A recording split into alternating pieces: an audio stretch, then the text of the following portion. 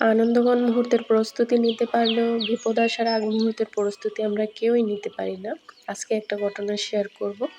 আসসালামু আলাইকুম everyone, this is me Mahdiya. Here is another new video from it's Mahdiya. সকালবেলা ভূমিকম্প হলো ৬টার পরে। সজাগই ছিলাম তখন। দেখা যায় ফজরের পর আর ঘুমানো হয় না, শুয়ে থাকি এমনিতে ঠান্ডার কারণে। তো ভূমিকম্প হইলো, ভয়ে ভয়ে কখন যেন ঘুমিয়ে পড়ছি। ৯:৩০টার সময় উঠলাম, ১০টার সময় হালকা পাতলা নাস্তা করলাম।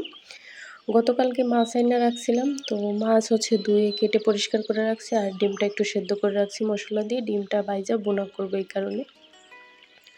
তো মোটামুটি সব কাজ কমপ্লিট করতে করতে ঘর মোছা থেকে শুরু করে সব গোছানো শেষ করতে করতে আমার প্রায় নামাজের সময় হয়ে গেছে, গোসলের সময় হয়ে গেছে। ভাবলাম তাহলে গোসল শেষ করে নামাজটা পড়ে নিই, এরপরে রান্না করব। কারণ এমনি নামাজের টাইমে একটু লেট হলে কেন জানি আলসে লাগে, আর নামাজ পড়া হয় না, হয়তোবা শয়তানের দোকায়।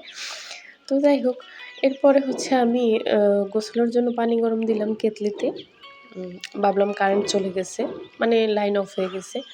তো এখানে মিটার আলাদা আলাদা, মিটারে টাকা ঢুকায়ে ব্যবহার করতে হয়। তো ২ দিন আগেও টাকা ঢুকাইলাম, যেহেতু মাস শেষ টাকা ঢুকায় রাখলাম। হঠাৎ করে কীভাবে কারেন্ট চলে যায়, তো ভাবছি কারেন্ট চলে গেছে, নষ্ট হয়ে গেছে এটা বুঝতে পারি নাই। তো এরপরে নামাজ শেষে প্রায় ২টা বাইজে গেছে। ২টা বাজবে এরকম সময় আমি পাশের বাসায় নক করি। তো দেখি ওনাদের বাসায় কারেন্ট আছে। এরপরে আমি নিচে গেলাম, মিটার চেক করলাম। তো লোক ডাইকা আনলাম, মানে যারা কারেন্টের কাজ করে তাদেরকে। এরপরে বলল যে আ যেহেতু আপনি কারেন্টে রান্নাবাড়া করেন বেশি, তো লোড নিতে পারে না, এই কারণে সমস্যা হয়ে গেছে।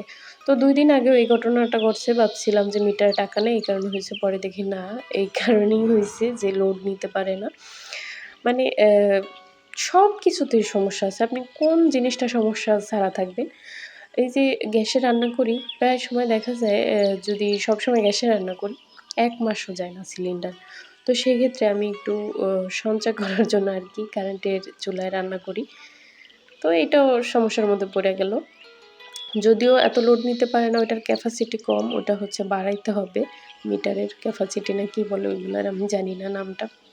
তো ওইটা বাড়াইতে হবে। সারাদিনের না খাওয়া ছিলাম, কী করব, দ্রুত মাছটা মাছের ডিমটা ভুনা করলাম। এই চুলা থেকে ওই চুলা নিতেছিলাম, আর ওই চুলা থেকে ওই চুলা, মানে তাড়াহুড়া করতেছিলাম খুব। এরপরে মাছটা আমি মাছের ডিমটা ভুনা করে রাইখা মাছটা বসায় দিতেছিলাম। আর ভাবতেছিলাম যেহেতু প্রচুর ক্ষুধা লাগছে, তাহলে একটা কাজ করি, মাছটা বসায় দিয়ে মাছের ডিম দিয়ে মুড়ি মাইখা খাবো। তো যেই বাবা সেই কাজ। আর মাছ রান্নার সময় একটু ডিম আলাদা করে রেখে দিয়েছি যে এটা মাছের মধ্যে দিয়ে দেবো। কারণ সবাই তো আর ভাজা ভুনা খাইতে চাইবে না, এই কারণে। তো এই তো মাছের রান্নাটা বসায় দিলাম, আর ভাত চুলায় বসায় দিলাম এভাবে। মানে আমি তো ওই যে রাইস কুকারে রান্না করি ভাত, সেক্ষেত্রে ওরকমই ছিল, চাল-টাল ধুয়ে রাখছিলাম। তো এটা চুলায় বসায় দিলাম। মাশাআল্লাহ ভাত ঝরঝরা ভালো হইছে, কোনো সমস্যা হয় নাই। তো এখানে মুড়ি মাইখা খাওয়ার জন্য ডিম নিতেছিলাম। ডিমটা অনেক মজা হইছে। যেহেতু আলাদাভাবে এটা পরিষ্কার করে খুব সুন্দরভাবে প্রসেসিং করে রান্না করে তারপর ডিমটা ভাইজা ভুনা করলাম। তো এই কারণে বেশি মজা হইছে। তো মুড়ি খাইতেছিলাম, ছোলা ছিল কালকের। এটার সাথে ডিম এড করে খাইতেছিলাম। মুড়ি খাওয়া শেষে দেখি রান্নাও হয়ে গেছে। বাট এরপর আর কোনো ক্ষুধা ছিল না। তো পাশের বাসা থেকে আবার মিষ্টি দিছিল, মিষ্টিও খাইছিলাম। আলহামদুলিল্লাহ। তবে বিপদ কখন চলে আসে এটা বোঝা খুব মুশকিল। বোঝাই যায় না। এটা তো বোঝার কোনো কথাও না যদিও। তো যাই হোক, সবাই সাবধানে থাকবেন, সতর্ক থাকবেন। আমাদের জন্য দোয়া করবেন। আর আমার এই ভিডিওটা কার কাছে কেমন লাগলো অবশ্যই কমেন্টে জানাবেন। আর আপনাদের কাছে ভালো লাগলে অবশ্যই আমার পেজটা একটু ফলো দিয়ে রাখেন না। আজকের জন্য আল্লাহ হাফেজ। Bye, by.